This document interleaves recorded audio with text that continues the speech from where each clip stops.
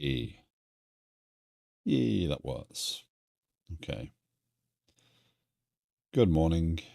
Good afternoon. Hello. Just good afternoon for you, maybe. How's things?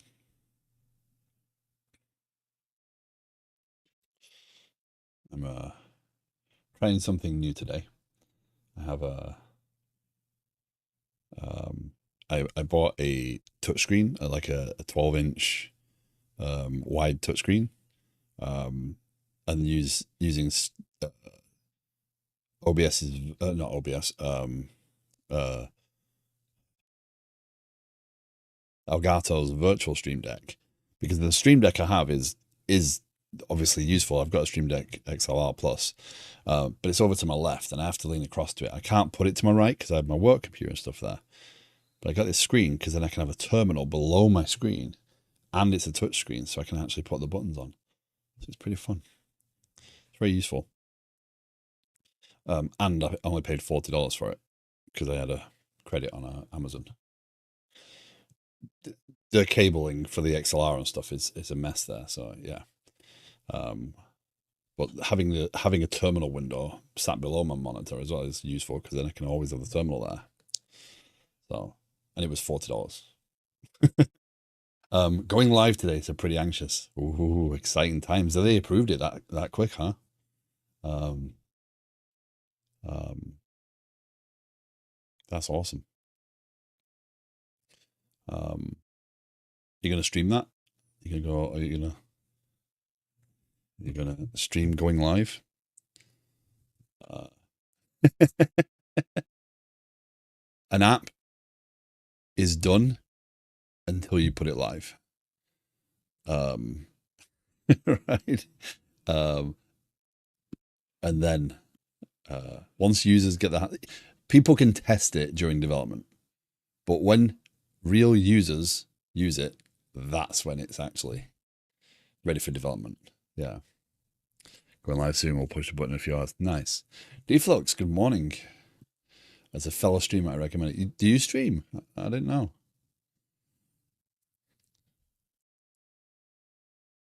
Huh. Rumbling Geek, thank you very much for the Prime. Appreciate it. Welcome in. Um,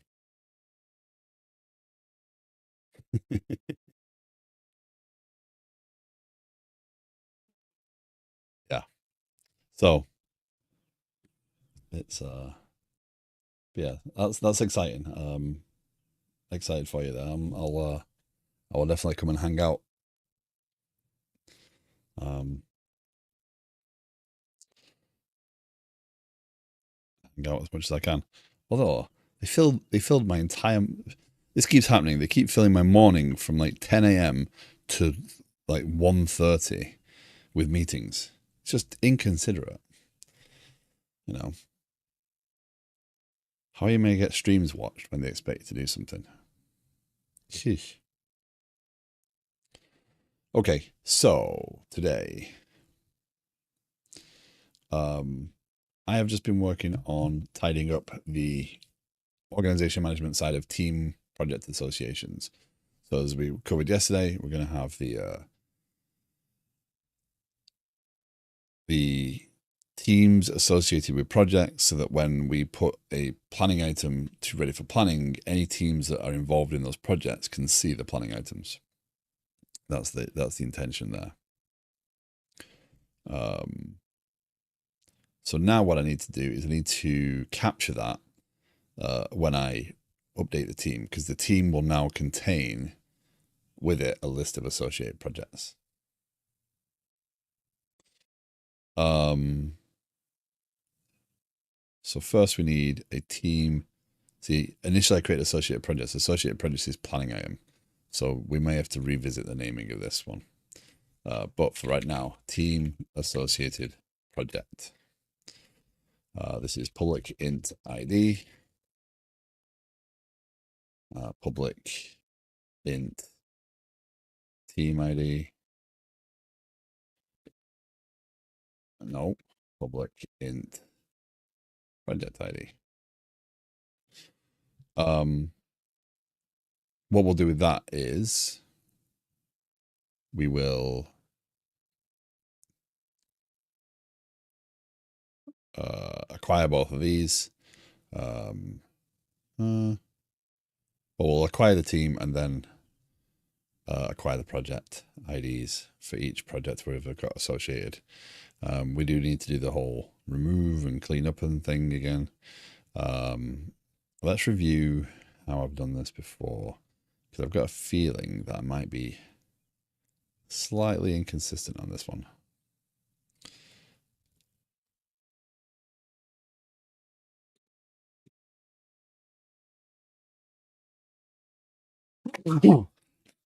Sorry.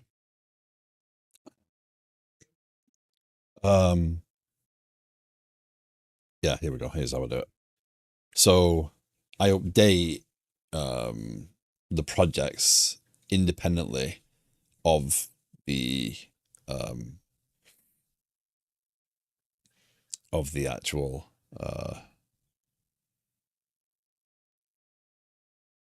planning item. So when I receive the planning item, update associated project. So it's a separate piece of code. Thank you. It's a separate piece of code.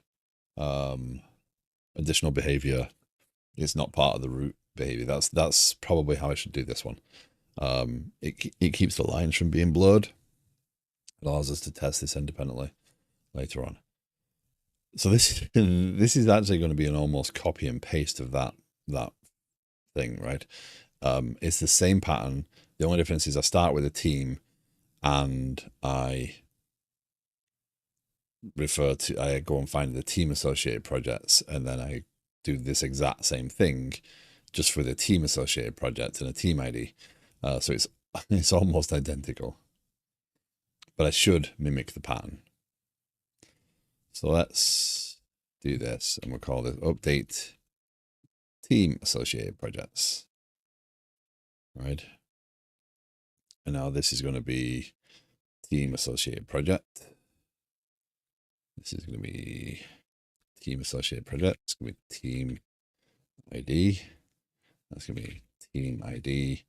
That's going to be acquire team command, and that's going to be team identifier. Team identifier. So that's going to be team ID there now. Team ID, team ID. We'll get that in a second. Team ID, team ID. See, it reads the exact same thing because it's all identical code. Update team associated projects. And then we just need the spec. Associated projects. Associated projects by team ID spec. And this is specification of team associated project. It is a CO class. Specs we don't want to inherit from. We don't want to create any weird behaviors there. Int team ID. In ID, we know it's a team ID because we've set it by team ID. And then this is query dot where ap dot team ID equals ID. There we go. That's our query handled. So in here, then we just do associated projects by team ID. And there we go. Now we've got our copy. So now we go over here, the team receiver. We can do await sender.send new update team associated projects dot command, and that's going to be event dot identifier and event dot associated projects Uh, yeah. And then cancellation token. And there we go. Done. Hi, Arish. How you doing? How are you today?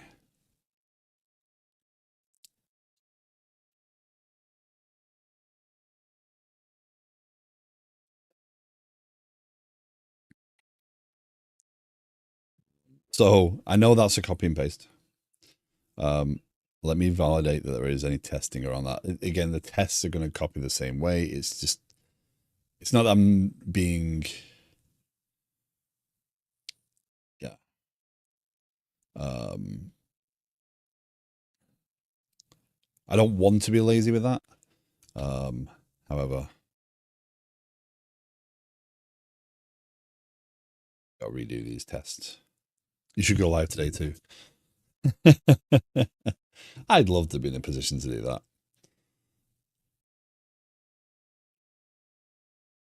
I mean, technically, if you want to use the app, you're more than welcome to go and use the app. It is available to you. It might not do everything you want it to do, and it's not really ideal for solo dev, but you're more than welcome to go. You go more than welcome to go use it. Disclaimer: the box may get shut down or turned off at any point. that addresses. Yeah, I prefer no planning tools. Yeah.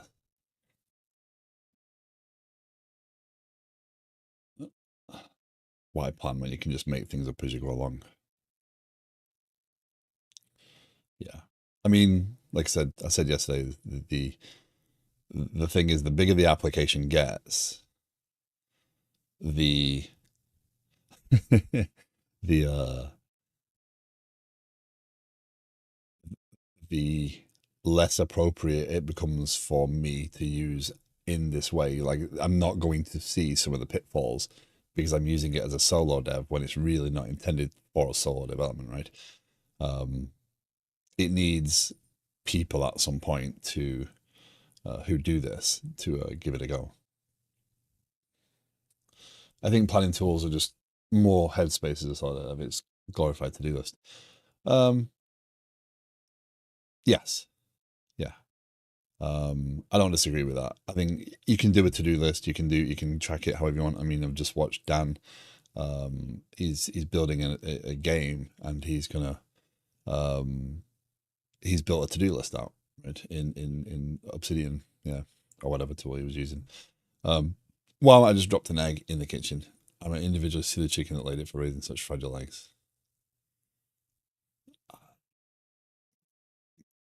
I think you should. I think you should go after that chicken with everything you have. How dare they make eggs that crack under pressure? Um, but yeah, in solo dev is not the same. And again, as this grows, as these features become richer, it's going to be harder to demonstrate as a solo dev trying to produce the software. I am going to need to ask people who do this to give it a try and see if they can work with it, see what challenges they have from it. Um, Again, the planning phase. This is the big piece. It's if you're doing this yourself, it's really hard to come up with something that's meaningful here because you kind of know what the end result is going to be. This is the same problem. This is the problem with unit testing. If you go into unit testing and or TDD, this is a topic that carries on from yesterday a little bit. If you saw anything in my Discord yesterday,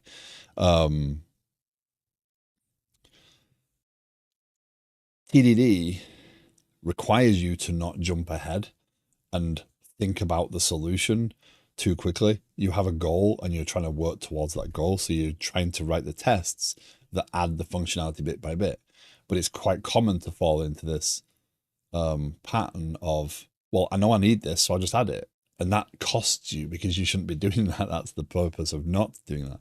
I think TDD only makes sense when you have a clear specification, otherwise it adds more load. I like it from an exploratory perspective here. But again, I do have a specification. I know what I'm actually aiming for, so I'm writing some code towards that. And realistically, I'm only writing unit tests for these to give myself the future um, um, resiliency, like to help me capture, and it has done it already. It's captured a few side effects that I didn't intend. Yeah. Yes. It's why I'm trying to make sure I'm clear on TDD versus unit testing. People do mix them up. If you just say unit test, they think you mean TDD, or vice versa. TBD doing TDD, yeah. So what I'm doing here is writing. I'm going to write some unit tests. Had I gone through the effort of building that class myself, that behavior myself, I'd have written test before it.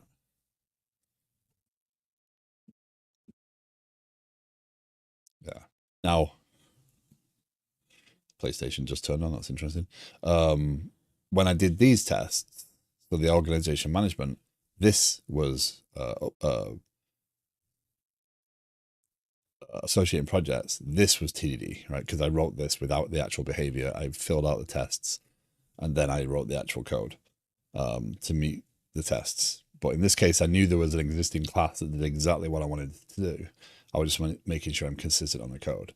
And again, that's one of the things we should remember. Like, it's not a you must do it this way. And if developers feel they have to do it a certain way, they're going to push back or they're going to cut corners. Be pragmatic, but agree upon like the coverage, right? So here I'm going to write these. I'm going to basically copy and paste these tests as well, just to validate the behavior there. So if someone comes along later and changes the behavior of how associated projects work with teams, it will catch that. Potentially, it will make sure at least it does not break the contract as I understand it so far. Doesn't mean it will catch a bug. Unit tests are not a safety net for all bugs. That is another common misconception. So I'm going to create a new folder. This is repetitive. I'm updating team associated projects. We're going to copy these in. I'm not going to add them yet. Let's refactor this. Adjust namespace. Yeah. With team. No. So that's a personal preference. I like the readability that it brings. See what it's trying to make me do it that way. My unit testing is not the same as a lot of people's unit tests. I feel that, again, as long as I'm productive, as long as it's understandable to me, as long as I'm consistent enough with my own code, it doesn't matter. If someone comes into the project and has an opinion strongly for a different way, and we feel that that is a good path to go down, I will happily change it. So my unit tests, I've done this for a long time. Even this was bugging me, by the way. This is what I was trying to think about. Do I want to change this right now? But because if you look at other tests, I actually do this all the way down. So the reason I do this is if you look at the readability. So organization management concerning update team, when no changes are made, team is not updated. It reads in the test output. If this is all capital letters, does make it a little harder to read. So I like the readability it brings in the test output. Because if I'm describing it to someone, if I'm talking through with a product manager or someone else that is not code focused, that's easy to explain. When you have a load of like Pascal cased folders, it's a little harder to see at a glance. So that's why I do it that way.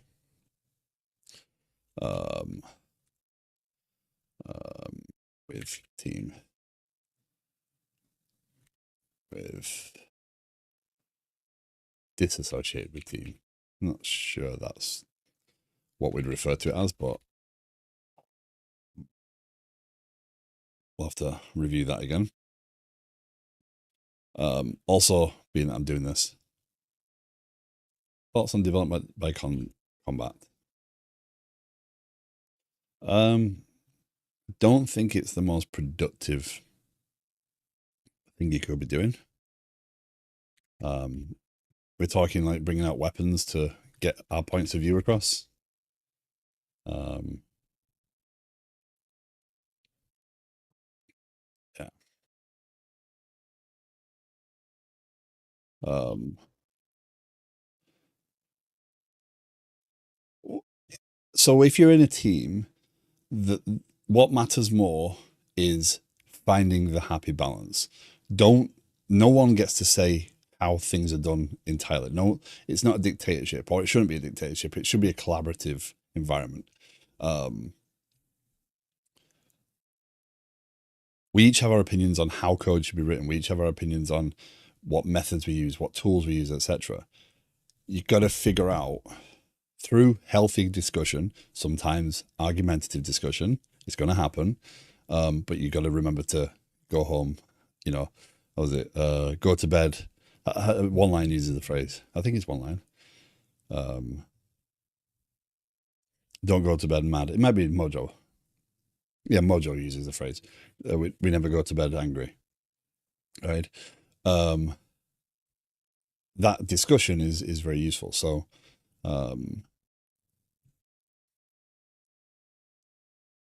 that's interesting. That lets me do that. Boy Mojo, I go to bed angry all the time. Never go to bed angry. Hi, Sully. Hi, one line. I'm always angry, so I just never clock out then. I've been awake for 72 hours. That's not healthy. That's get yourself to get yourself to bed, man. Uh, so I've again reflection. I'm reflection in terms of reviewing what I do. I'm changing my practices. I'm only kidding. Oh, phew. Oh, the angry thing. Sorry. Yeah. I caught one lines and then yeah. Um, um, I'm not opposed to changing my own opinion on how the code should be written. I like to make sure that it's readable. If I come up against code that I don't understand next time I visit it, um, I change it. Or I review why don't I understand it? What am I struggling with here? And I try and change it. Some of these are actually I'm changing because it reduces warnings because the oh nice, oh no, Docker just gave up on me. That's not going to be fun.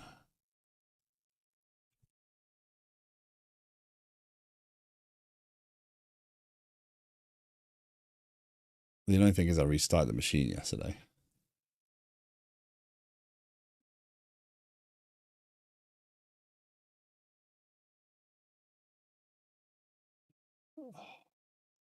Docker. It makes actually using Docker very difficult, doesn't it? um, but yeah, I'm not opposed. I'm writing unit tests anyway, so it's fine. I'm not opposed to changing the way I do things to better the code quality and better the readability of the code. So, um, you know, and how I write things is how I write things for right now.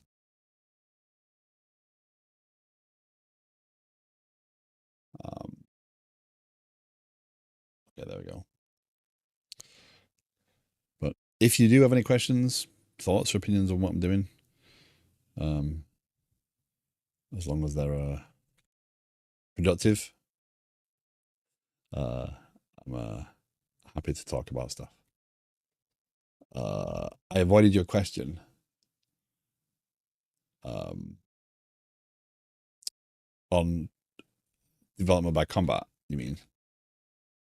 Um, I don't think it's productive. uh, what's readable to one dev isn't necessarily readable by other devs. I mean, it's not that it's not readable. I think it's how quickly can you understand it? How comfortable are you navigating it? If you find a bug, again, it's not just about a line of code. It's about the structure, the organization of the code. Do you feel comfortable navigating it? Is it something that you learn and feel, oh, that's always a struggle for me? If that's always a struggle for you, then that's an optimization point, right? Why is it a struggle for you? Is it because it's not organized properly? Is it because it's not named correctly? Is it because it's doing too much and you find it confusing as to where you need to go? In which case, you might need to reflect on that and break some code up to make it a little bit cleaner and more understandable. Constantly evolve.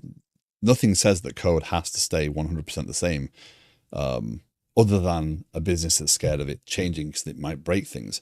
If that's the case, if your business is scared that a single change might break something, then you've got a culture of uh, um, fragility and fear, and that just kind of eats at itself, right? So you can't be scared of the code. You've got to move things forward. System task is an alias for task because I have an object called task, and we're not changing something, um, changing the concept of something just because it collides with the system name. Yeah. Okay. When project is already so I'm spending all this time refactoring and reorganizing this code. I haven't even actually got to the point yet.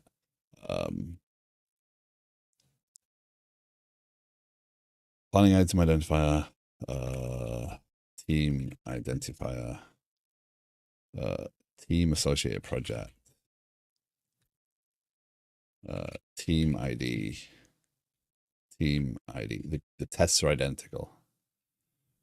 Why I'm using underscore private variable, private member variables in C#. Standard practice is using the underscore, so that if you declare that locally, you don't collide. Sorry, I kind of like it.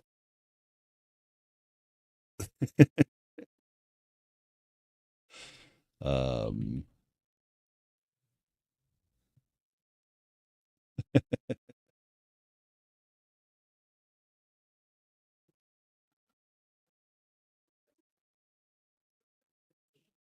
I mean, update team associated projects dot handler is our thing here.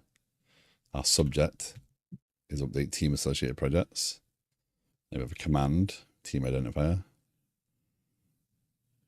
Good for morale. I mean, if your team wants to go do paintball and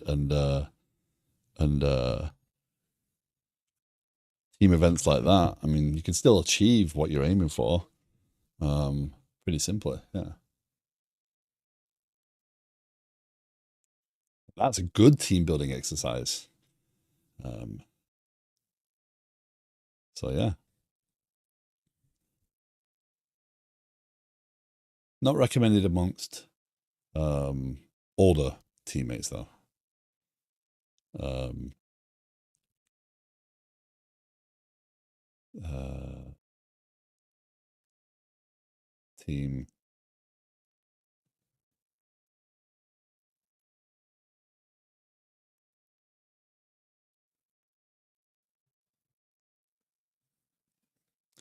I'm putting PHP logos on all my paint bullets. Uh,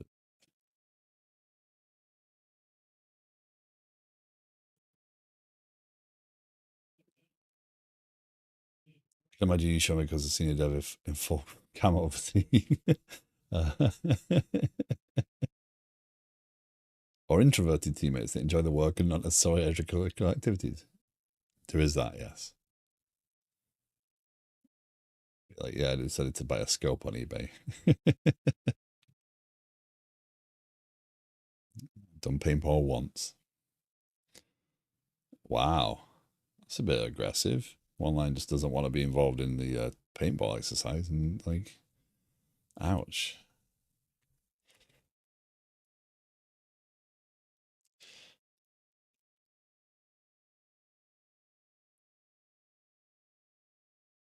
Associated project by project and planning item spec.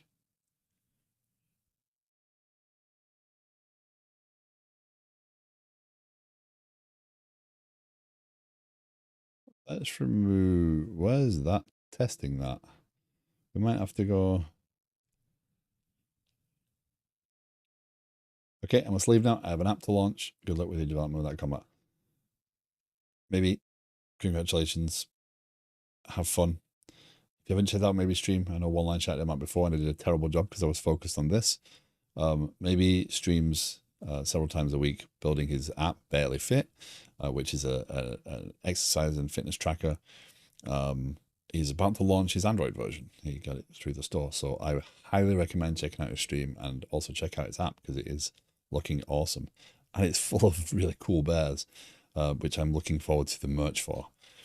So there's going to be some really cool images there.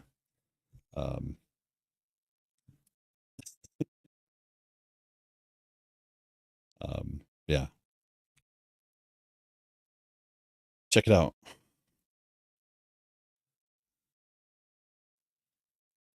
We may be getting ourselves into a mess here by copy paste, which is not what I intended to do. Which is, I'm going to commit to the idiocy. But the mistake I'm making here is I didn't review one thing, so now I'm potentially going to have to delete all this anyway. So, this is bugging me. Yeah. I introduced this extra version of arrange act async. Again, my unit tests, I do not follow a traditional arrange act assert pattern inside of the actual test. I arrange an act outside of the test. It does mean that the tests are slightly pivoted differently to how other people might write unit tests. But again, I don't care. I feel very productive with them.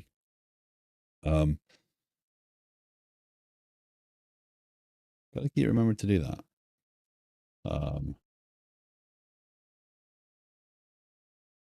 I just allows me to clean that up and make it more explicit as it would actually be used. This is worrying me. Update team associate projects. Associated projects by team ID. We don't call that. So is that, hold on. Hold on.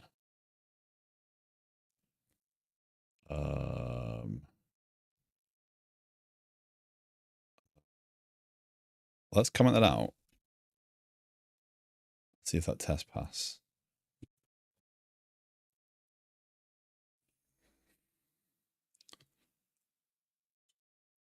That test passes. We're deleting that.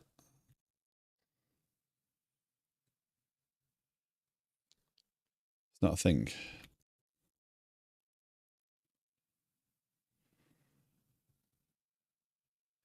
See that leaving that in there is harmful to the project. It just means that there's some confusing code. I shouldn't be scared to delete that.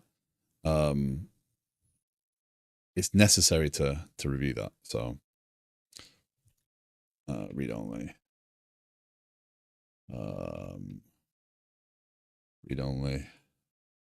And then let's take our repository there and replace that there. Make that read only. So system under test is our subject.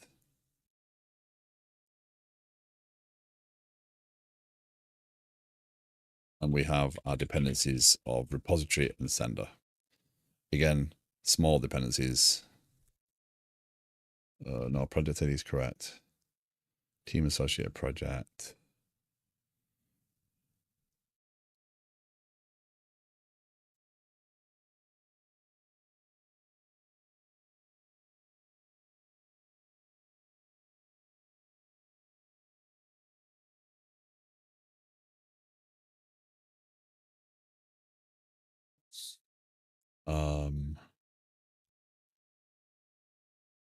Yeah. So team associate project. So I've got to make sure that I go through this code and review it because because I've copied and pasted it. I might have a passing test purely by fluke. Um, I'm changing the number here so that it does definitely differ with whatever else. So if there's any assertions I miss through this, um, yeah.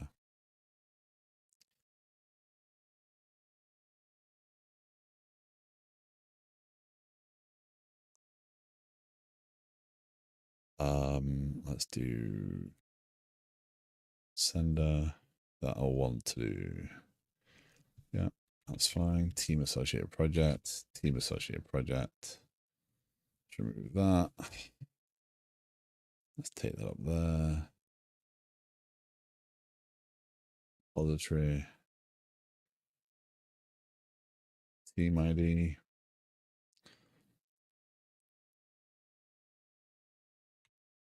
Team ID spec. We know that's not necessary. Update team associated projects.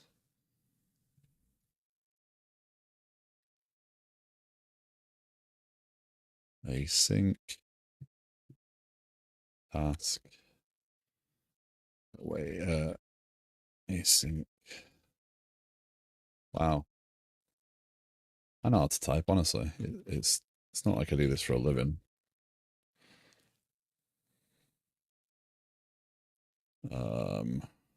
We'll rename that in a second. This just needs async there. That needs read only. And we need our sender.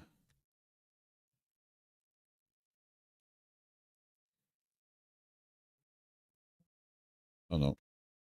Whoops.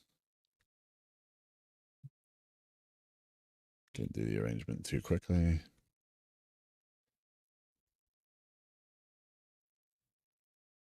Read only. These can be configured up here because they're just dumb substitutes. I think it's a cleaner pattern. This one is built and configured off the subs and stuff, so it's fine. I'm using end substitute for substitution for mocks. End substitute also gives me the ability to validate. Okay, when I call this, it returns this, so I can set these things up. And I can set up where, so I can capture results and stuff. Also, I can mark received, etc. So it just keeps these nice and clean. Okay, so let's run these tests. These should fail because I think they're going to be all over the place.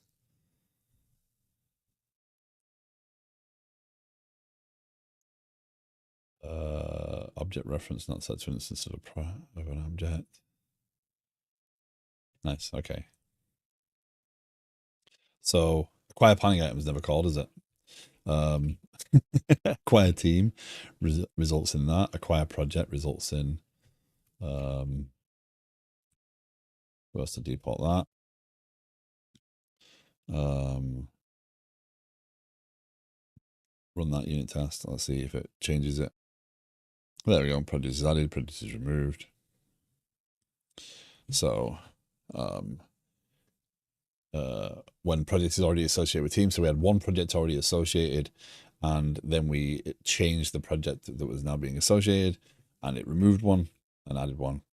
When we're removing one only, I mean, these are kind of redundant tests a little bit, but we'll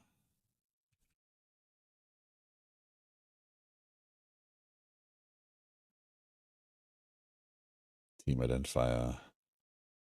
Oh, we got that all over the place, haven't we? Let's move that up there.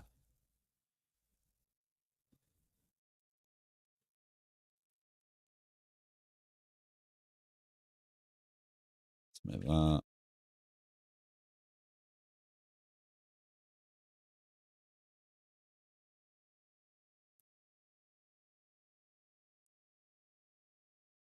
The way you set these up, there is some challenges to this. But the idea is the test data is all at the top, and then all the facts, and then the arrange act. So again, the fact here, project association is removed. I'm just validating that when I say there's no project identifiers to pass in. It's an empty array. That we remove the current associated project from the list. And then the same thing here, acquire team.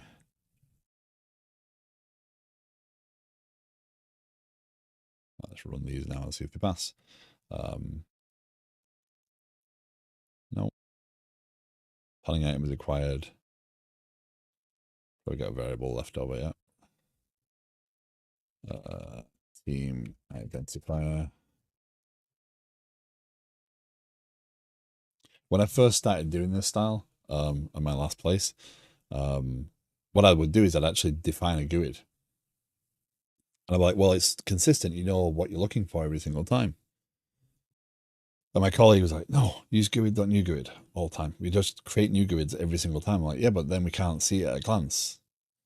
And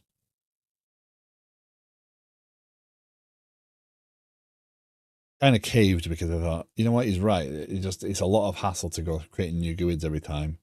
And you don't really need them all the time because the tests are validating those values. So there's rarely have I needed to check on those things. And even if I have, I can still see the state of the test. So I can see what it was set to. So there's no real challenge there. And it just makes it, easier to read. If you have a load of GUIDs in there, it makes a mess. So acquire planning item, acquire team. Oh, team is acquired. Let's acquire team. So why did I put that check in here? Why can't I type?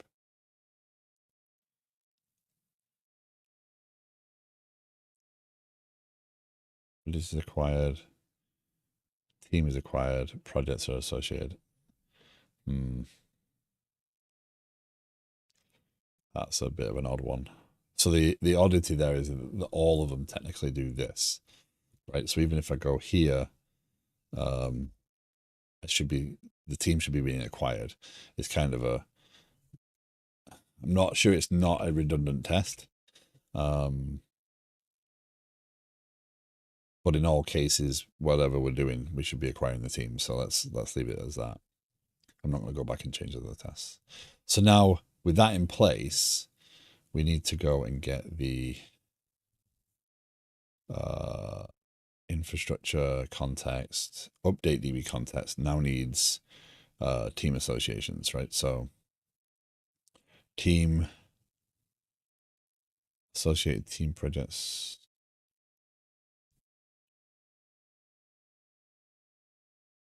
No, it's team associated.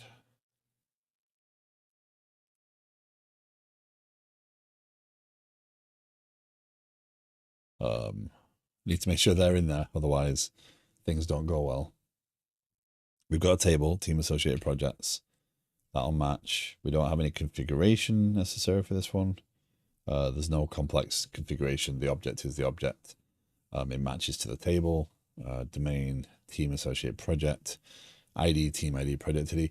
I'm not messing around with this one. So on this one, you'll see, oh no, I did a similar thing here. Okay. On some of them, I'll put like date added, date removed, but being that every time you receive an event, I'm switching out the values. So it doesn't really matter when it was added or not. It just means that it was, the team was updated. So that's the last update. That's the current state. That's one of the things about the view. I don't need to track as much information as I thought I did. Because its current state, that's the intention. It's what the system looks like right this second. So with that done, I now have confidence. Maybe let's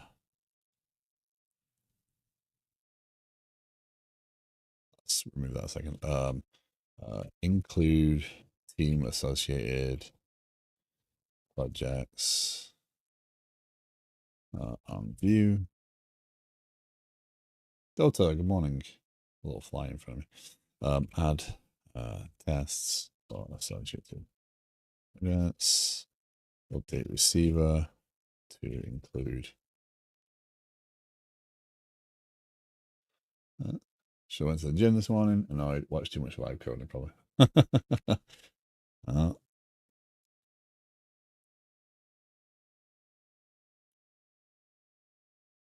Remember, the gym only works if you've got the discipline to do it, even when it doesn't, even when you don't want to do it.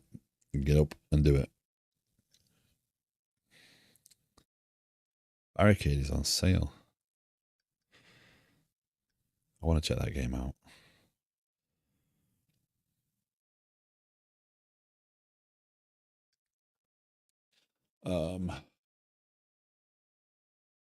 I learned a gym productivity hack. Biking burns way more calories.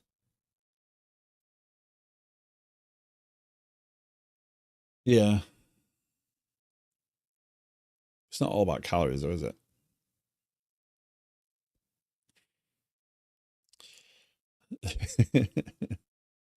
Double what?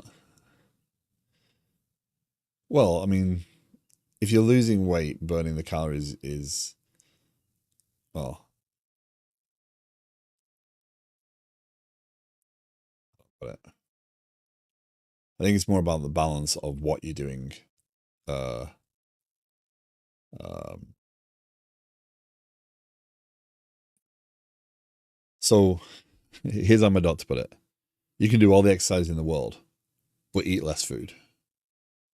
That's the only thing that's going to make you lose weight. Eat less food. That's exactly what the doctor's saying. Because I was doing karate 5-6 times a week, right? He's like, you can do karate 5-6 times a week, but it's not doing any good for you. Eat less food. Eat better. The food that you do eat better, and eat less of the food in the first place. That's how you lose weight. The exercise is obviously helpful, but it's balance, right? So the balance is you don't want to put your body into some sort of weird state. And again, I'm not a health expert. I'm not, but I'm just repeating what I've been told. And I also struggle with the weight stuff. I've put I've put everything back on that I'd lost in karate. Almost 40 pounds now since October last year, because I'm just not as active. I've got to do it all again. So, um, I'm genuinely going to use Maybe's app. I'm not even just doing that because it's support. I'm genuinely going to use Maybe's app and give it a go because he's on the same sort of journey. Um, trying to be better physically and healthy and building an app for it. So maybe,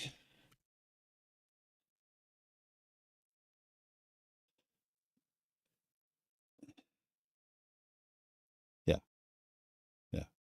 He's launching his Android app today, and the subscription pricing on it is there's a free version, I believe, but the subscription pricing on it that he's going for is it's agreeable if I can use it. So yeah, hobbies, jobs don't help. Sitting all day. For me to lose weight, I think I need to do an hour of walking a day and struggle to fit in because it doesn't entertain me. Uh, yeah. But again, it's not just about the exercise. It's about the balance of the food that's going in your pie hole.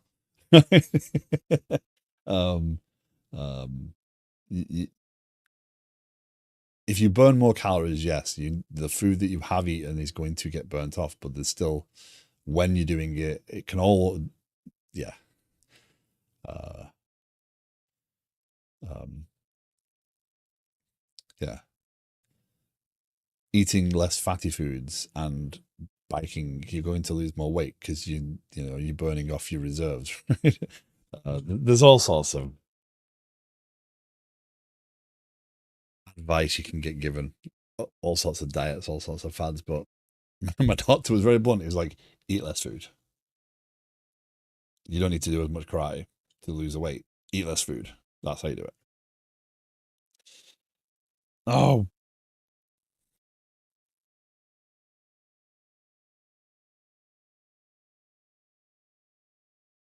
yeah, that's fine. Um, we change it, remove. Let's just run all the unit tests. So again, if you are new to the stream, if you are interested in what I'm doing, if you want to know more, please feel free to ask questions. The stream is not just about me writing code. I'm happy to share info on what I'm doing. Remove unnecessary configuration, unnecessary setup on a repository in project associations. Specification is no longer used.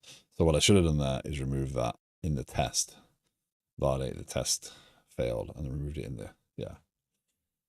I think for me, it's more a case of eating the right food. So it's the case for all of us, right? It's and Chris said it in your Discord, right? It's bad food is cheaper, easier to get, easy to prepare, and tastier. It's you just got to have a bit of self-discipline, which I have none. I'm not pretending I am some sort of perfect specimen. That is far from the truth. I struggle with all that myself. It doesn't get easier when you get older. For certain. You don't get stronger willed as you get older. You just go, it's fine. I just eat this. It's fine. What's the worst that's gonna happen? That's why they put so many commercials on TV and stuff for things. But anyway, let's get on with some coding. So with that done, what's happening here now, again, from an explanation, what I've worked on is I've created an API endpoint. So I've modified the API endpoints here, right? And what that does is now allows me to create and update teams while associating projects. So all that's done. I have modified the production of the integration event out to Kafka to include that list of teams.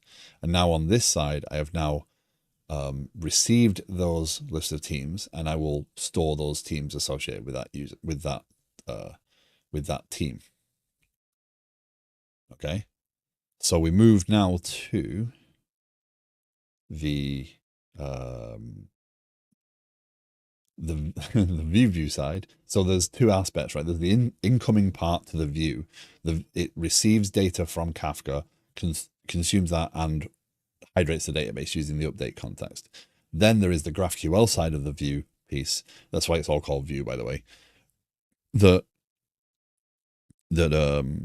probably a fancier name that I could use that would make it less confusing. Then there is a context set up with GraphQL that allows me to query the data out. That context is read-only. That context has no tracking on it, so it's pulling data as fast as it can from Entity Framework. It's smoother and it's quicker.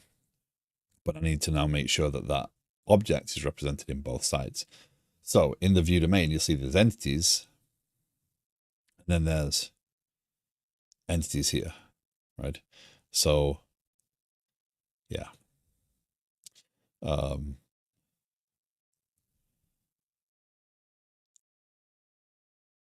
What we need to do here is, oh, how did I do this the other day? I was really proud of myself for this one.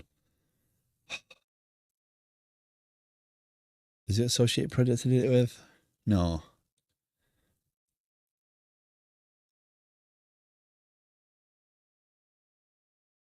What was it? Was it user team? Oh. So.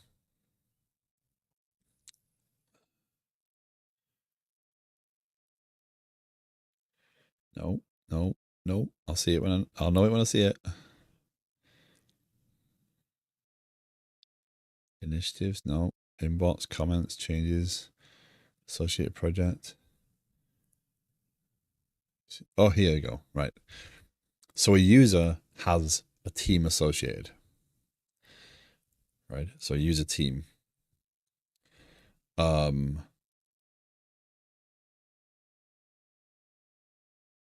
Now,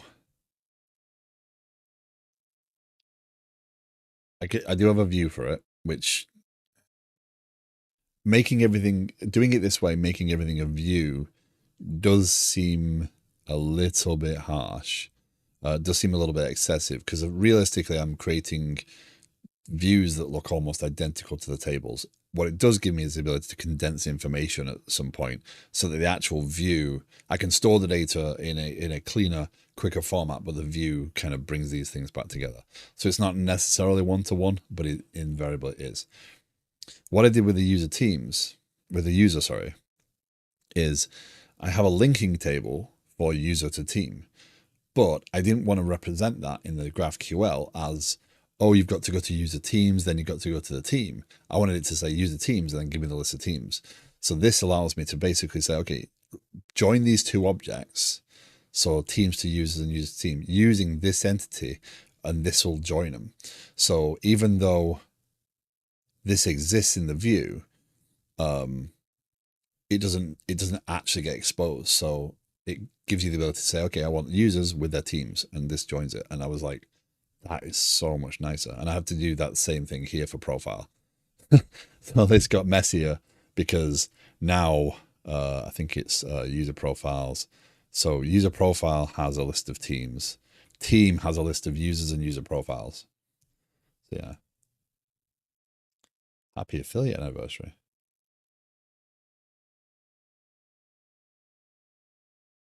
Huh? Is it my affiliate anniversary?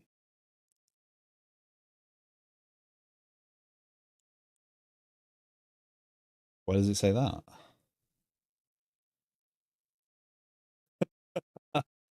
Twitch, that would have been good to know. Which one did you say it? That's interesting. Let's have a look. Create a dashboard. Twitch. What? How do you know that? How do I know that? Achievements.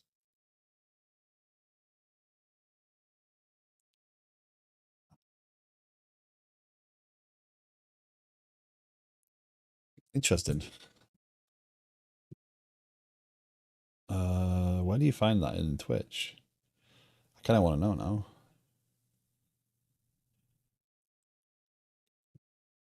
Settings, content, affiliate. Yeah, can't you set somewhere where you tell it? Like,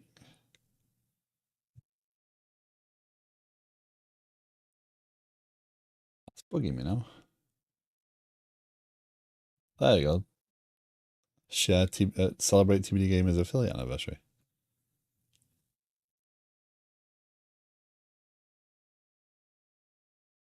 How long have I been streaming for? What's that, like 6 years then? Oh no, 5 years of affiliate. Oh no, it's gotta be 6 years, hasn't it? What? Which gave me no indication that that was actually. Okay, remember where to find that. So awesome.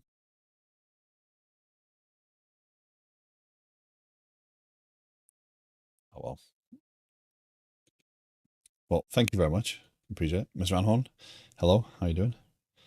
Affiliate anniversary. Does it give you any indication of how long I've been streaming for? um, but that has to be 6 years, I think.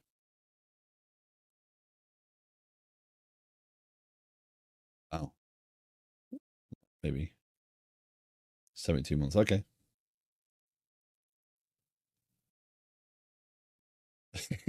6 years. Wow. Oh yeah, of course. I can know when I became a sub, can I? Derp. Good point. Well, 6 years of streaming, 6 years of affiliate, 6.5 years of streaming, I think, or more. Well, thank you for sticking with me for that long. I do appreciate it.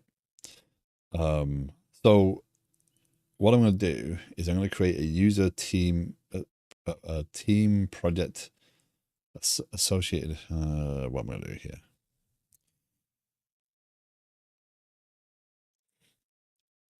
The beauty of what I'm doing with this is, yes, there's a lot of work in here, but if I come up with a different way of doing this, if I come up with a different design, I can rebuild all this and in a new style. And as long as I'm capturing the data, that's what matters. You're building a project management. Yes, yeah. So Liquid Sky.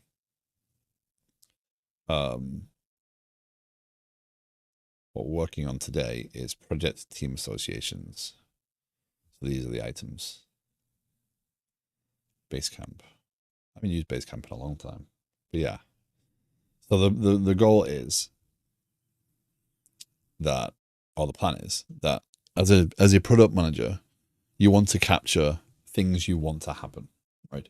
So starting with product/project management, you have a list of things you want to have happen. The execution of that doesn't really matter at this point. You want to plan them out. You want to get documents. You want to have conversations, plan meetings, etc. Have all these things, and get together a clean or well thought out list of requirements of what it is you're trying to build. As a developer, you don't care about that part, right? You really don't care about what is in someone's dreams.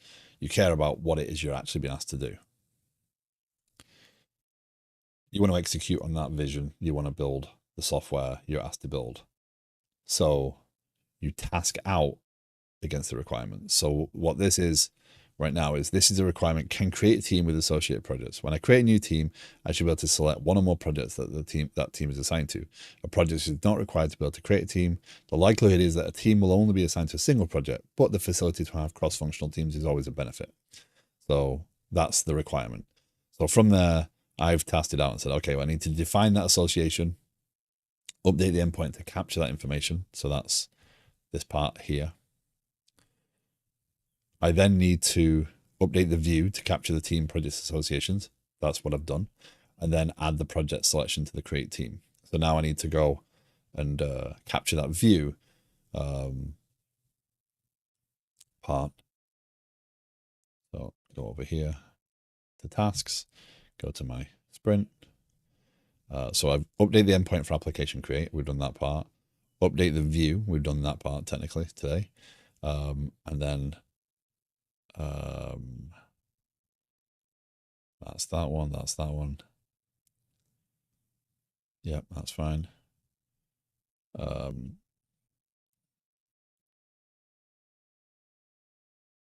that one. Add project selection to create a team. So we're going to capture this one shortly. And the goal is that I'm tracking the work that I need to do. So I can build these tasks out in whatever way I want. And I'm estimating the task effort, not the story effort. The story effort, or the planning item effort, or the requirement effort, is collective of these tasks. Doesn't really matter. We use these Fibonacci sequences. Nothing says in the rules that we have to, always align to that. So yeah, so this is my approach to project management, or my my intention for how I want to deliver project management. Feeling dumb, can't figure out an issue, step away, take a breather. Especially if you're feeling frustrated, don't sit and just look at the problem. Step away. Go get a brew, have a wander, do something else. Give yourself time to refresh. I used Angular probably 2 years ago after using React for a while, but boy, coming from React, Angular feels so over-engineered.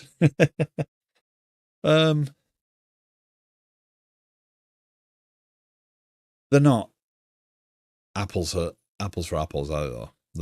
They are different. Angular does do a lot in the same thing.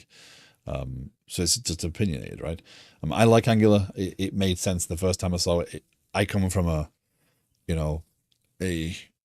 Microsoft background. I've kind of grown up with the MVC tooling and the views and controllers and stuff. So Angular feels very familiar. I do not like having my logic and my layout built into the same thing. I don't feel comfortable with that. Um, that's one of the things that turned me away from playing with React at the beginning. I was like, I don't like the way this works. I don't. It doesn't feel natural. Um, but not to say I couldn't use React. But right now, when I'm building this, the focus was on how can I build this in a relatively quick time. And we kind of went through this the other day in terms of discussion. You could argue that why not? Why don't I build this in X language or Y framework? Right? Why don't I use this tool? Why don't I use that tool? Because that tool to you feels comfortable and natural. But the reality is, you've got to balance. Do I want to go off and learn something? Do I want to go off and achieve something? If I have to learn at the same time as achieving, like if I increase the amount I have to learn at the same time as achieving, I'm always learning, then my achievement will be slowed because my learning may make that harder. I may have to go and solve problems I know how to do in different tools with the same with new tools. So I've got to balance the productivity there. The way I build software, the way I like to build software, this client here, if let's say a year from now, I've picked up React or next best cool JavaScript framework, right? And I'm like, this is awesome. I can build things so quick. I can do these things. I can build a new client, stick it against this application stack, and swap it over when I'm happy. I can build anything I want in parallel to anything else that's working. So even if I release this application using Angular, I could take time, build a new version of the application in a completely different framework, and deploy it.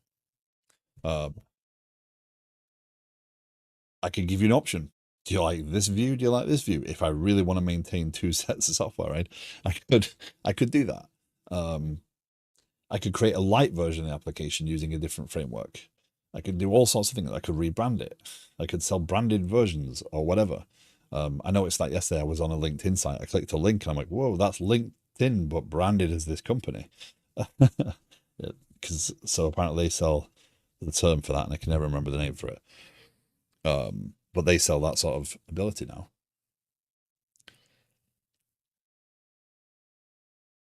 So you've got to, with everything you do, you've got to balance cool technology, productivity.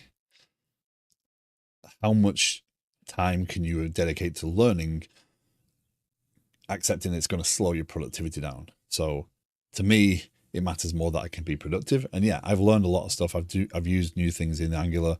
It has slowed me down a little bit here and there, but I like it. It makes sense. I can navigate it. Um, that being said, I really hope that when XO Camille's new job settles in and he gets a bit more free time, that he can really review the Angular stuff, because I would love to set up some streams with him and get some like, hey, here's what you can do with Angular when you do it right.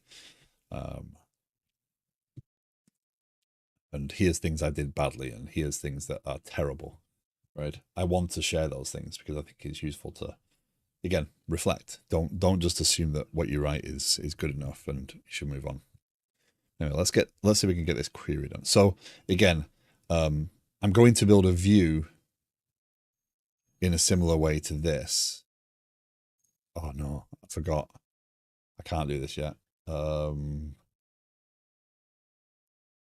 This might get put on hold until tomorrow.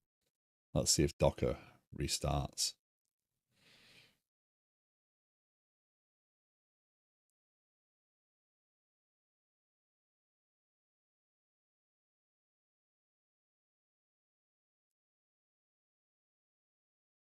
Not looking good. Oh, oh, it's kind of there. I'm being asked for two-factor.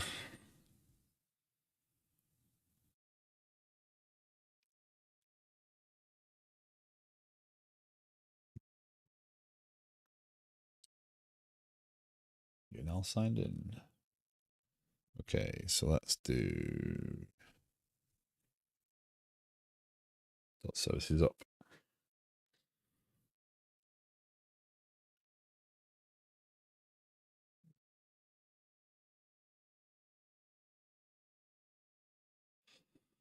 Okay.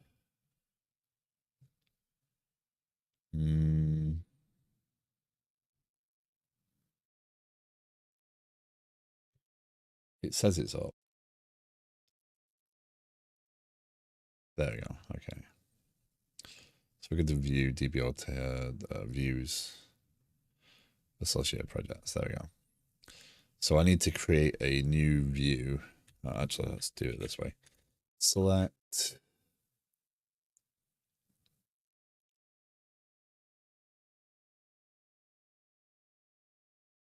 Trying to get an idea for how I do it.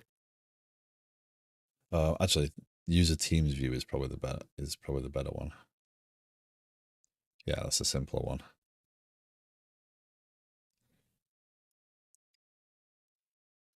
Yeah.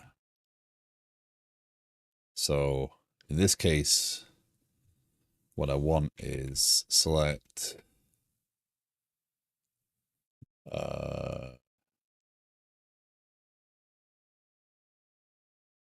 team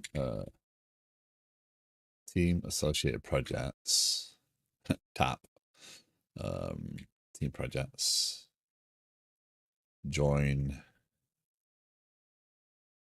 projects p on p.id equals tp.project.id and teams on tp.team.id and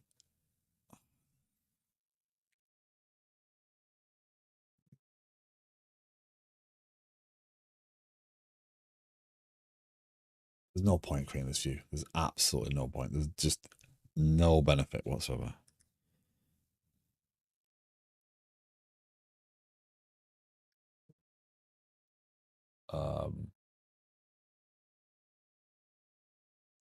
So what I'm thinking is I need to do team view.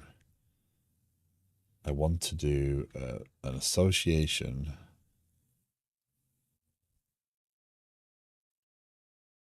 public virtual iCollection projects.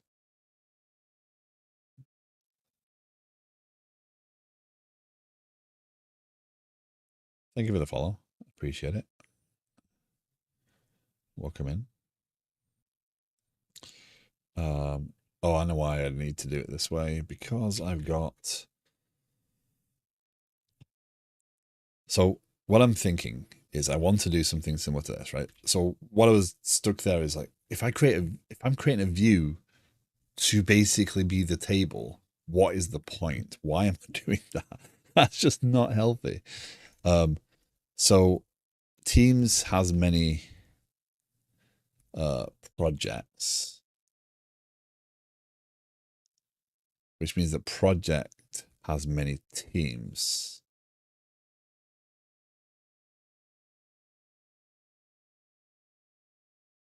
Right?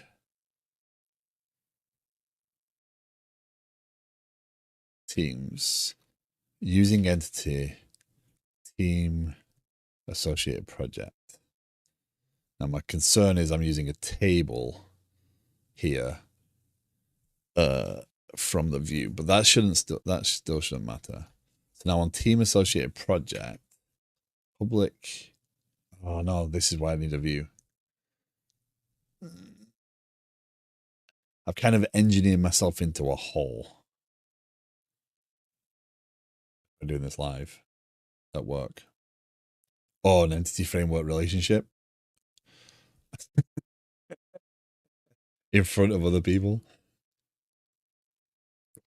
No, like doing this now is like my brain's whirring on what I actually want to do. So what I was thinking of there is I can just do this, but the problem is this joins this here. If I go on to this, it's wrong for me to reference the view objects from the entity because there is also an entity. So it's going to make that a mess. So that's why I've ended up in this view hole. Now, view hole. The simplicity of the views is that it gives me the ability to kind of correlate information and reduce the amount of tables I'm joining in the individual queries because the view can condense things and provide just what I want. But you know what? I'm going to go ahead and create the view. It will move me forward. And I can address this later, right? I can review all of this as a bigger picture thing. That's not exactly the stunning idea, but the problem is I will create more of a mess if I reference view objects from actual table objects than I will if I create a new view object to net that. So yeah, hold on. If I do team associated, can I do it without actually making the mess though? If I create a view object for team associated project and I do team associated project, so basically the same fields, coding while live, even if it's coding test at interview or on Teams, Zoom, Slack, always goes badly for me. My ex-work laptop used to stutter so badly when in Slack huddle with my team leader. Not a lot, just enough, a few hundred milliseconds to throw my typing muscle memory out. Well, I think we do add a lot of pressure to ourselves as well when we're doing some, like, this is not easy. Streaming dev is not easy. You know, I open myself up, and I genuinely do mean it when I say if you have thoughts, even criticisms, if you want to have a conversation about something, let's have a conversation about my style, about my approach. You know, is it, you know, do you feel it's over engineered? Do you feel you do it differently? Let's have a conversation. I like to learn and I like to reflect on what I do. But it's not easy to do it in front of other people. I had a technical test and interview the other week and I managed to crash the guy's laptop. I'm just glad he was looking at the big screen when it happened. Oh dear. Things happen. That's where you just got to move on and roll with it. Like you can't do much. So what I'm doing here is I'm actually kind of melding the worlds. I'm not going to create a view. I'm going to use the table here, but I'm going to join the view objects, and it'll work. But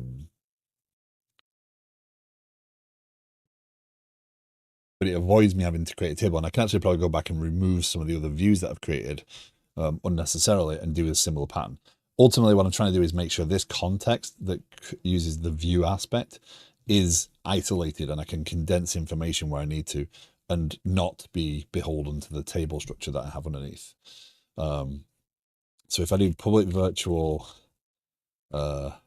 team here, that team that's mentioned there is now a view team, not the actual update context. So now this can be referenced in here. So now I can, oh, no, let's use the view version, right? And now that has that. This team has projects. This project has teams.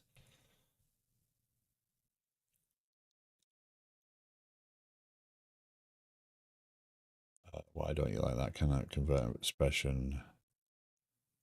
That's the view entities.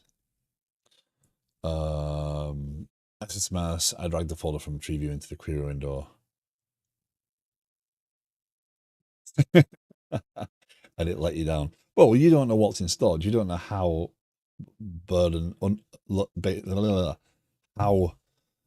laden down with garbage the machine was. So you like, yeah. One of my favorite features about using data grip is if you have a folder full of queries, You drag the folder over from the database, and it'll bring up a dialog and say, "Do you want to run all these scripts?" and show you the order they're going to run in. And you can just hit run, and it applies all the scripts. That is one of my favorite features. Um,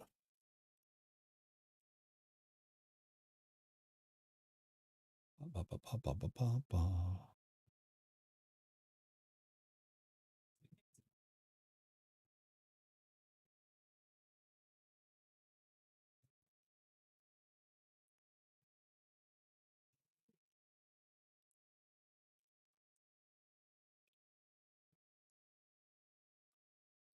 So let's see why this is failing now. Team associate project has one team.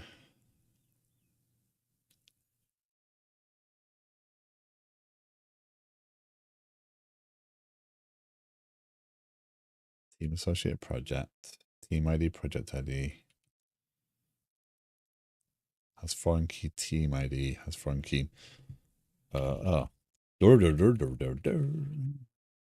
Project.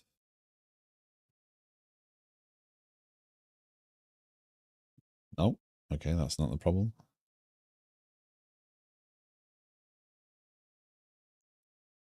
Oh, they're going to be flipped.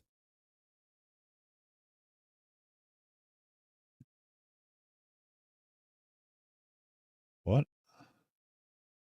Oh, has many projects. Team has many project with many teams. I had to flip the order. Yeah, the order of them was wrong. That matters, right? So team associated project now. So now I need a team associated project configuration. Team associated project configuration in my view. This is going to be entity type configuration of team associated project. And again, it's the view version that I'm doing, right? So it's when it's used in the view, this will pick up, and this is going to go builder to table, team associated projects. Just to be explicit, it's fine. I could actually probably no, I don't need to design that there. Okay, so that's fine. This is clearer here because it means that I'm explicitly telling you, okay, the teams view has here. We have this project now configured. And then we do need to go to our view context and go to teams and then public db set team associated project, team associated projects. So it's in the view context, but it is not the model that is the view. That should be clear by the fact that it's no associations, because these don't necessarily need the associations all the time. Okay. I think that's the good middle ground. I think that answers the question of how can I do that without actually creating a new view, which I prefer. That gives me a pattern going forward to change if I need to. Yeah. Okay. Let's go to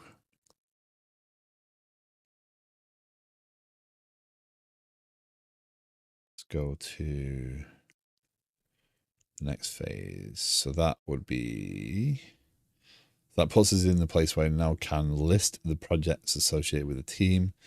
So if we build this,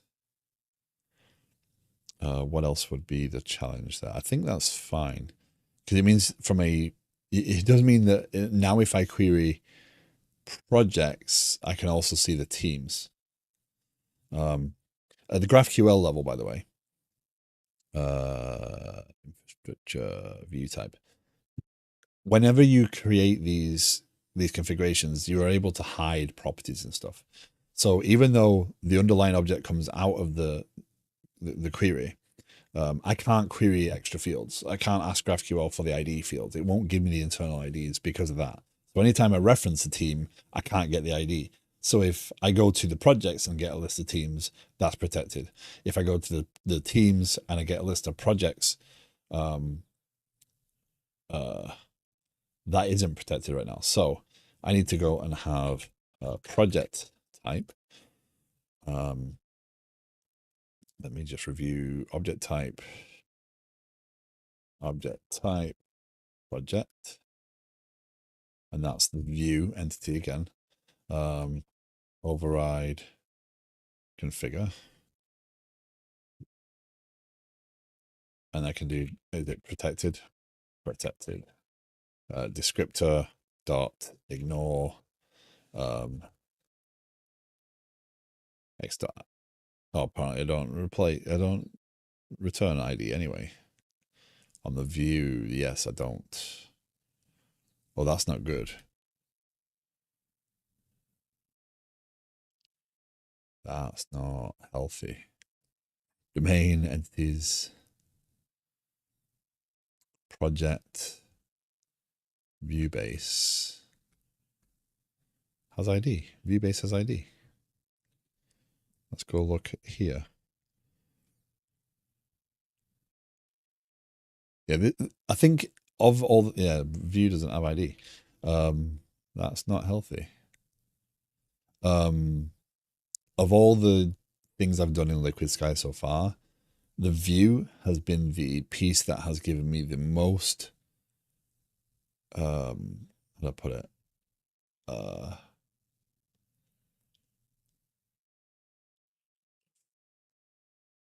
do I put it? I've enjoyed learning a bit more about the technology, the GraphQL, being able to use GraphQL, expanding it, but it's also the piece that I probably would change the most, and reflect back on quickly, because I think it's a little bit overcomplicated. Again, because of the way it's working, because it has input and output. So the input is the receivers, the consumers from Kafka that create the data in the back end. The output is GraphQL, and I use different DB contexts for them. So I'm not exposing the database, or I'm not exposing, so the underlying database can be obscured behind the view. But the problem is it's a pattern that has meant that, like this, where I'm kind of stuck in a bit of a rut there because I have to do certain things to achieve. So I have to learn a bit more. My concern here is this project doesn't have ID. Yeah, the project itself has an ID, but this model doesn't, which means that that link that I just did, that team associated project, can't be validated because project ID does not link. So this project does not have an ID. So public int ID, right? Doesn't exist there. So we have to modify the view. Modify view, select p.id. Okay, that. Do this. SQL scripts. Let's not forget to do that, because if we go live, that will fall in a heap on the floor. View, views, add file 007, include ID on project view. And again, you see that I'm basically now selecting the table. I'm not really doing much. It kind of validates the data. I can put some extra calculations in here. There are other things that the views give me benefit for, but it's kind of a all or nothing pattern at some point, and that's dangerous. So now going back to that project type that I was referring to before, which is why I was going there to make sure it was in there, I can now say ignore ID. So now, even though ID is included in the view, it's included in the model, it will get linked, it will get joined on, it won't get queried, and it won't get pulled back because I can't ask for that thing, right? Not sure I need to do this. No, it doesn't do anything by default, so there's no challenge there. Remove that. Normal good practice if you override something is to call the base implementation so you get consistent behavior, but a lot of times we use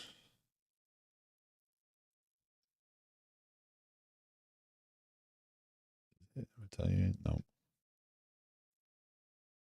No. Yeah. Anyway, so project type now there we go here. Type of project type. So we're defining those types in the GraphQL configuration. I think there's probably a smarter way of doing this as well. Again, time to learn. But now project type will prevent us, no matter what we're referencing from, if we're referencing it from a different thing, if we're referencing it from associated projects with planning items or whatever, we can now query it but not get ID. So just so happened ID wasn't there before, so I'm just explicitly ignoring that field. Let's build this. We should be at a place now where we can run this and add everything in there. I haven't tested, other than unit tests, I have not tested that I can add a team with associated projects. I've not tested that I can update a team with associated projects. Done none of that. So let's see how good my unit testing is, I suppose. I've not run the app since I did all that. I've just done it all freehand without any question.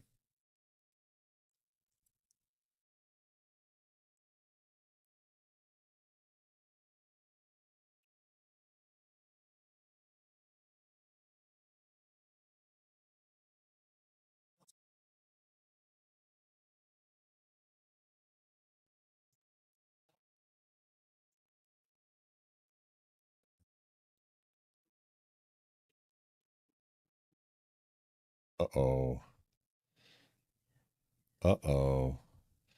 The relationship from team associate project to project with foreign key properties project cannot target the primary key identifier because it is not compatible.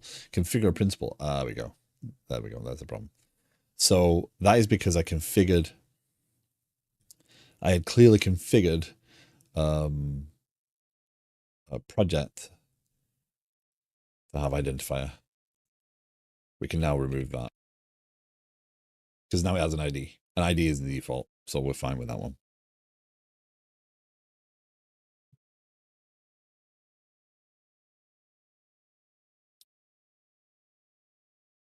As always, if you have questions, if you have thoughts, opinions, feel free. There's also a Discord linked in the cards below, both on both on Twitch and YouTube.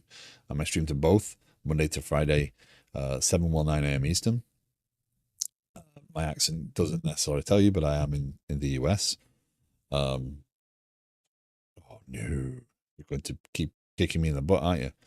Cannot use table, team associate projects for entity type, team associate projects. It's being used for entity type, team associate project, and potentially other entity types. There's no linking relationship. Add a foreign key to team associate project on the primary key properties and pointing to the primary key on another entity type mapped to team associate projects. What?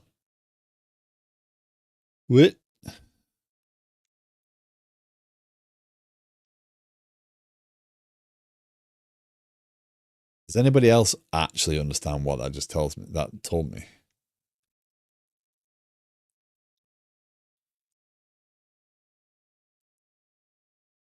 We're going to use the AI, I think, because that is cannot use table, team associate projects. Okay, where are you? This is one thing I'm not liking. This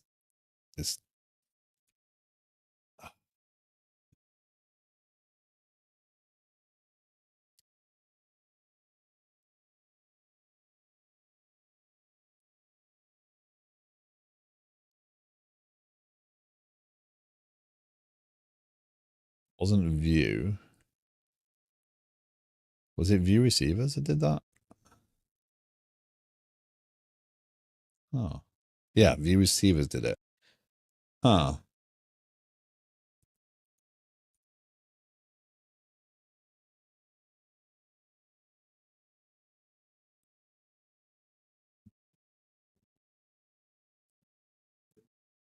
So it's not actually this.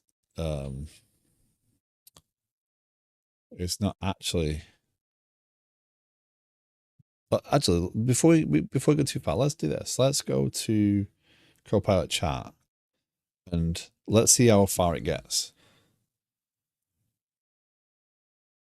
What else to do with automatically generated navigation properties that are essentially hidden, either explicitly describing your relationships or data annotation? Well, I don't like data annotations.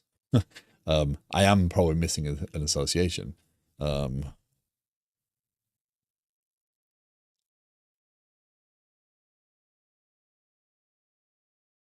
do I have to define it?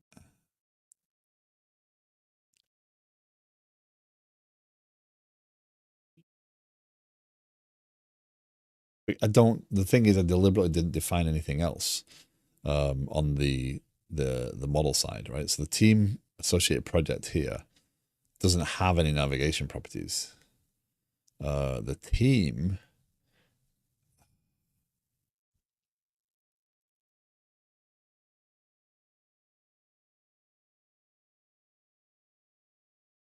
but what did I screw up here?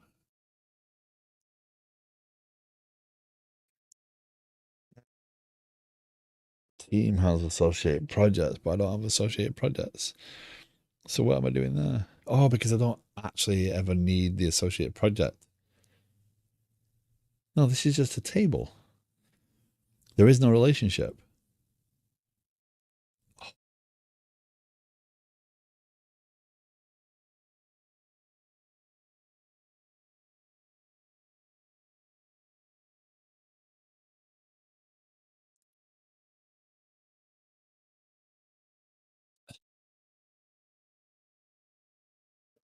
It's really the problem.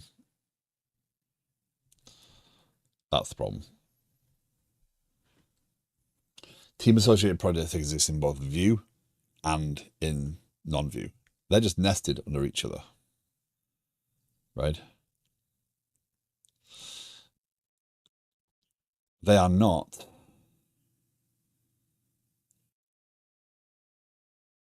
um, exclusive. So when this starts up, this loads all the configurations for regular. When this starts up, it loads all the configurations for regular and view. It's regular and view. So they're both getting everyone's configurations. So yes, if instead of doing that, I do model builder dot apply configuration type of inbox message entity type configuration.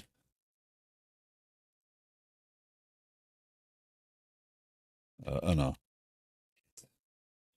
new. I forgot it's not new. It's not reflective. Does this take params?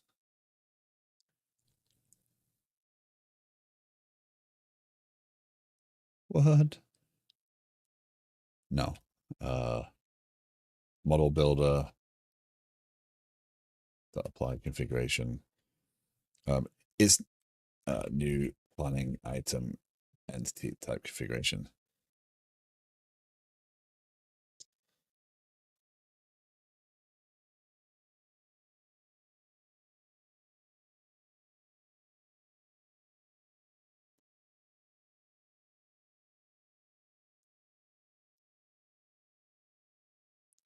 Dan, thank you very much. Appreciate it.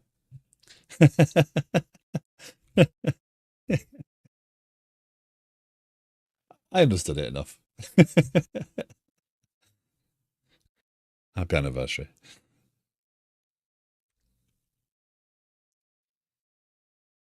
New user team. So I'm going to do this for the second. Considering there's so few configurations for this context, it doesn't need to load everything, right? Yeah. Um, thank you. It's fun to have my own jam. Yeah. So Dan's been building a game that he set himself a target of a couple of days for, and he went through a work list. And it's actually, I was referencing you earlier on. We were talking about planning and stuff, and saying that what I'm building here is overkill for a single developer, which is kind of weird, being that I'm the one developing primarily, which means that I'm the solo developer using a tool built for teams. And saying that maybe you're saying like when you just need a list or whatever. And I was saying that you've gone through the effort of building out a list of things you want to do, and you're going through that checklist, and that's how you're planning. Um, yeah. So But yes, I highly recommend checking out Downstream. It's a nice chill stream, um, a friendly stream to be in, and he's building some really cool games. So let's see if this builds now and runs. Um, so it's a perfect tool for a solo dev that suffers from a month. Yeah. I code like a pirate as well, yeah. Um,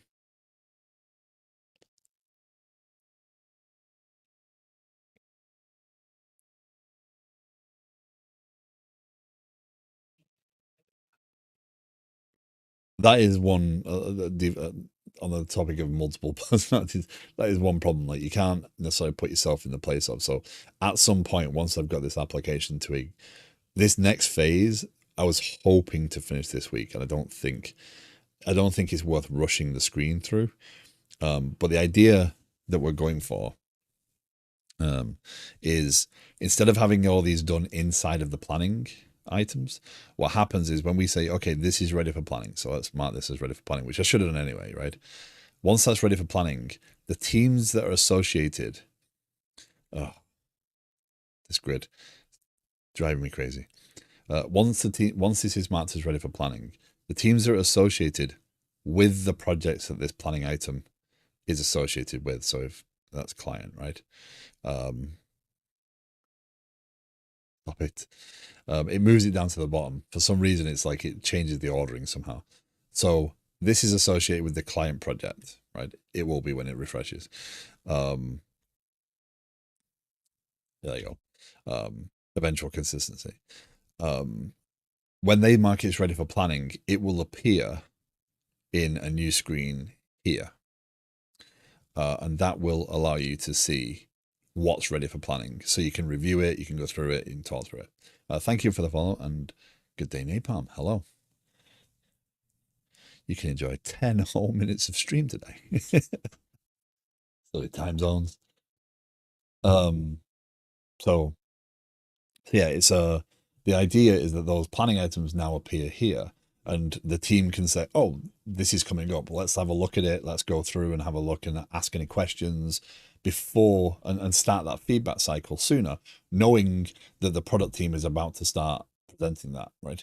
So you can kind of get ahead of the game and stay focused. That's the key, right? If you have 10 minutes and you want to see what's coming up, you can see, oh, we're gonna start planning this. So let's have a review of this and see if there's any questions I have, push back, feedback, etc. So that it doesn't just go in here. The idea of this application again is one of there's a planning backlog, which is actually what this is more like. This is the planning backlog. And then when you navigate to this is your development backlog. This is stuff that the team has planned out and said, yeah, we will do this.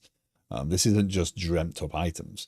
So the idea is you can differentiate and then still join them together here. These items are going to stay here, right? It's just this button isn't going to live here necessarily. We can still talk about that later. But the idea is once it moves to a phase that is ready for planning, it becomes visible in this side of things, so you can see. I don't think it's time zone. It's my lady getting moving in the morning. EST. Yeah, EST.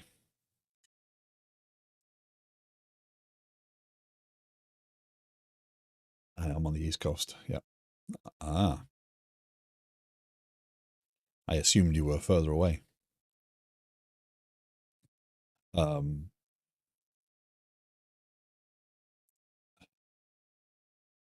so yeah, that's the goal of this. So that looks like that started up this time, which is a good sign. So let's go and see how quickly we can knot together the view. Sleep. Gotcha. Yeah. Even on weekends, I get up at like 5:36 a.m. now. Yeah, if I don't set an alarm, I can sleep. But if there's one alarm that goes off, I'm like, yep, I'm okay now. I get up. And I forget some of the alarms are on all the time.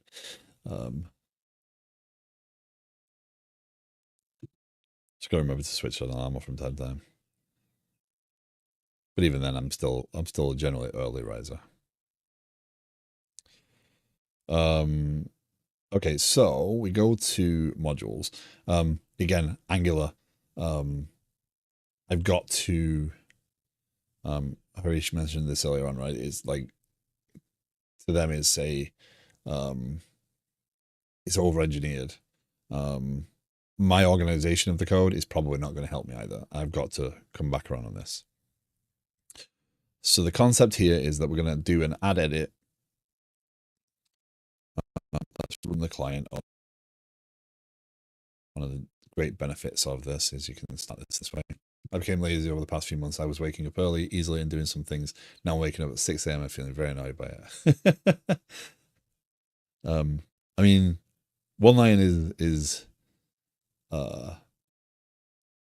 exceptional. I started the stream at 7 a.m., which is like what 5 a.m. your time online, and is consistently here. I wish as an early riser, I used to be COVID and remote ruined me. I think that's why I enjoy the stream, right? The stream before work, because we work more to a West Coast time zone. Um, uh, I think it's really helped me, even though I'm remote, stay focused and yeah. I don't know if I get up at 5 a.m. It's only the fact that the dogs are difficult at that time. Um, you can do. um, Nice, I get that. It feels good when you have done a lot already when you start working. Enabler. I encourage if you want to stream, if you feel you want to stream and you have fun, it is rewarding. um, yeah. So let's go to latest version. Uh,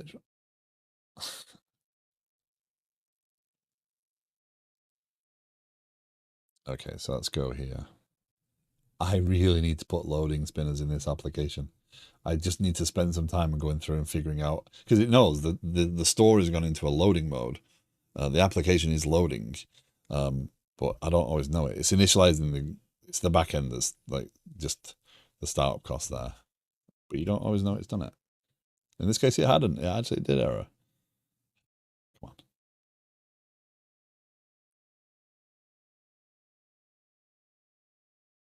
come on,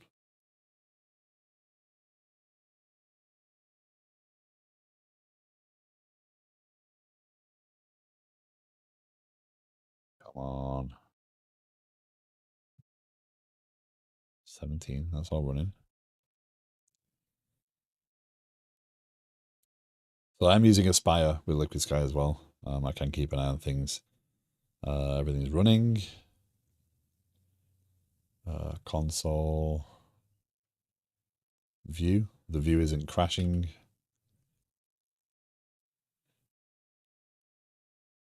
Are you just taking sweet time or what's happening? Unexpected execution error. That suggests that the GraphQL is bad somewhere. There we go. Yeah, that's what. Let's do this. Let's clear this.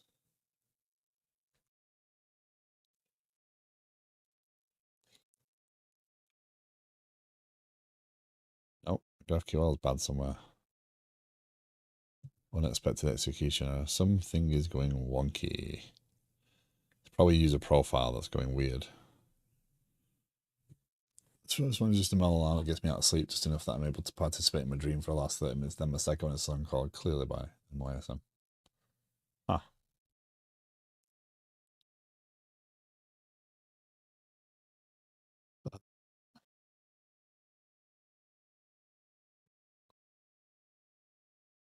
Application. Let's go and have a look at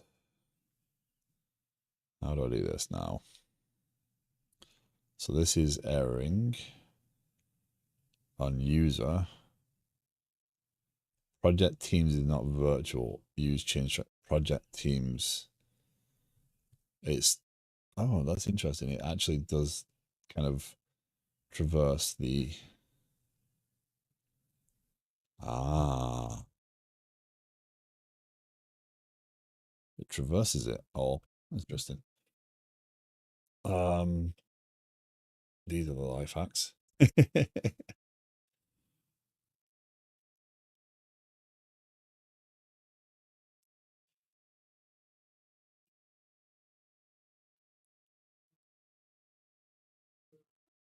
I didn't need to start everything up again. I really should have just stopped the project and restarted the project. It would have been much smoother.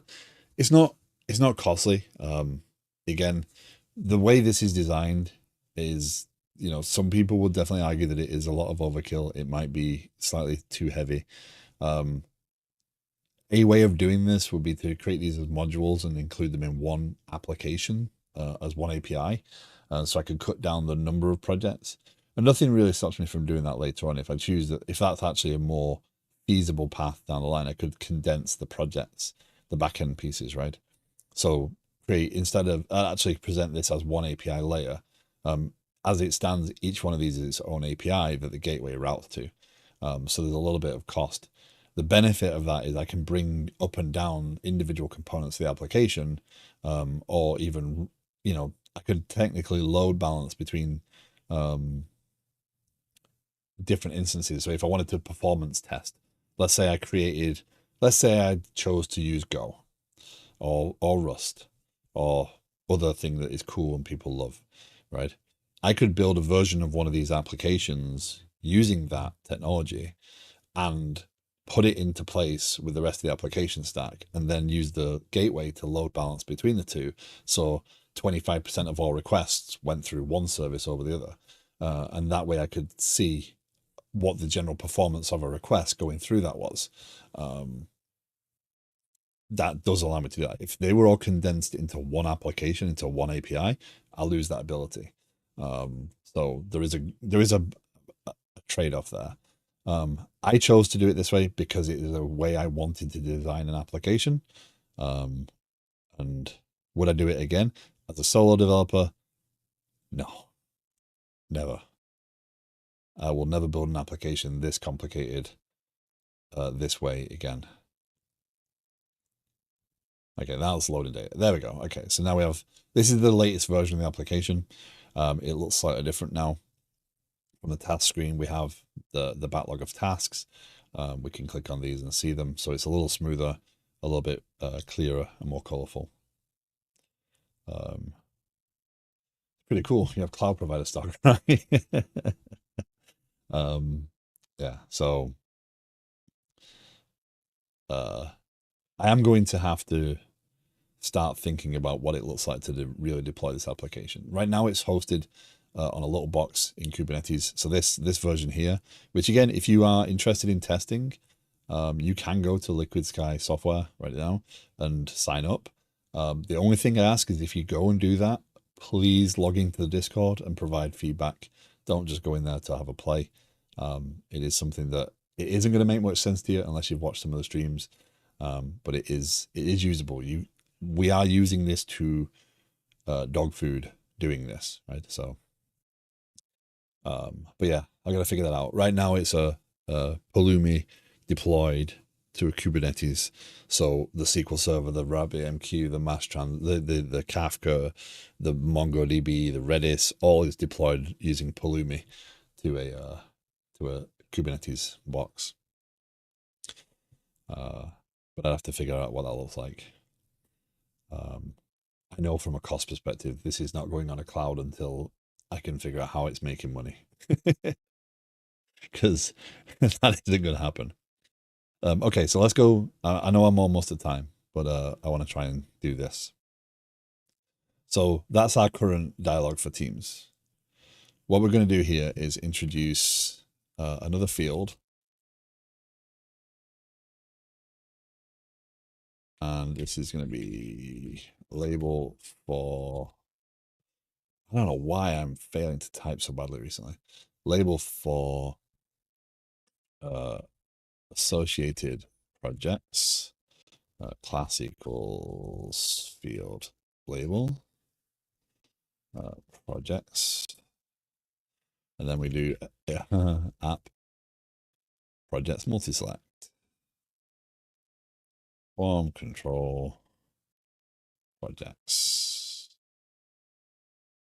Let's do that. I've been trying to be better about using ls as my prefix, and it's not always gone well, so I do need to do a pass of that.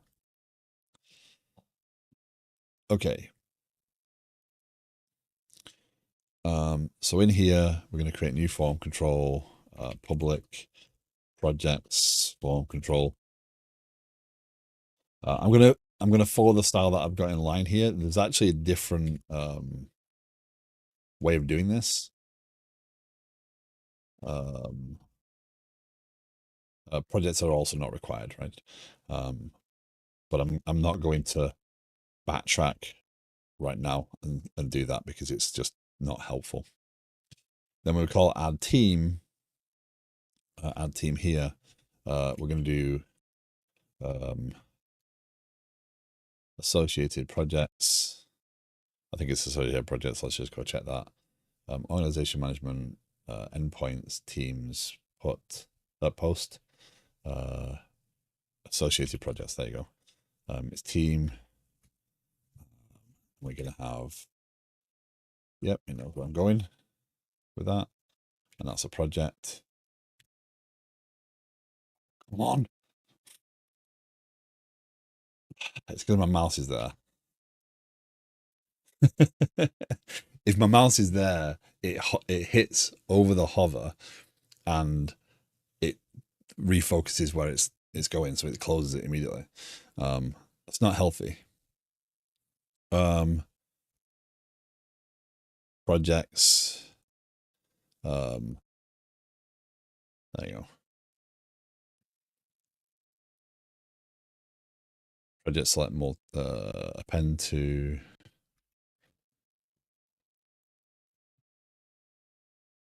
equals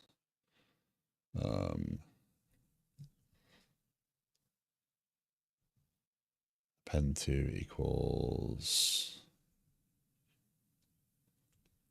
Do I have an append to on this one? I do not have an append to on this one. But it needs an append to. That's awful. Append to.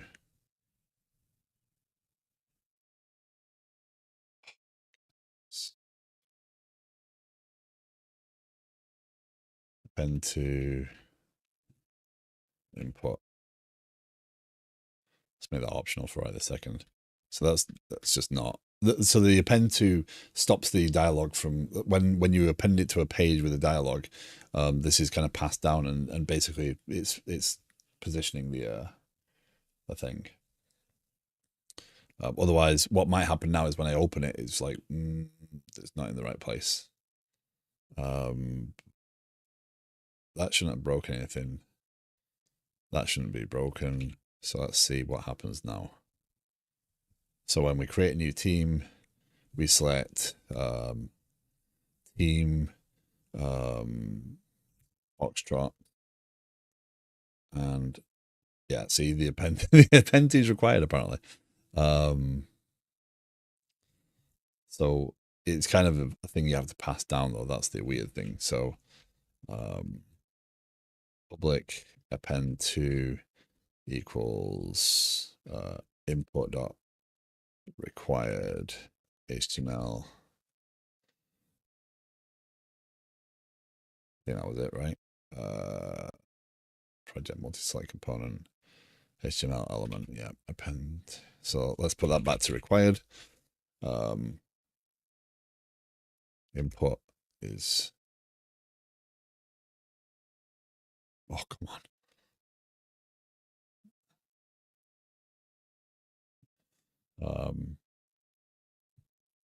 That means that's going to complain again, but now we can say append to here equals append to here. Right, so that's signal. And now wherever we use that dialog, which will be in here, is going to want to append to, and you say append to equals, I think we can just do Teams header. And then I think we just do Teams header. Something like that. Append to, yeah, Teams header. And now that should, when I do it, give me a drop down that works because it's actually appended the page underneath. So Team Foxtrot, and then we choose projects is going to be changes and planning. And then when we save, Foxtrot appeared. So what that meant is that actually went all the way around. Whether it's saved or not, it's not actually the problem. Payload, Foxtrot. I didn't include it in the payload. Awesome. So Team Foxtrot saved because I didn't do the right thing. So over here again, project store, add team. Yeah, there you go. Projects equals this dot projects dot value.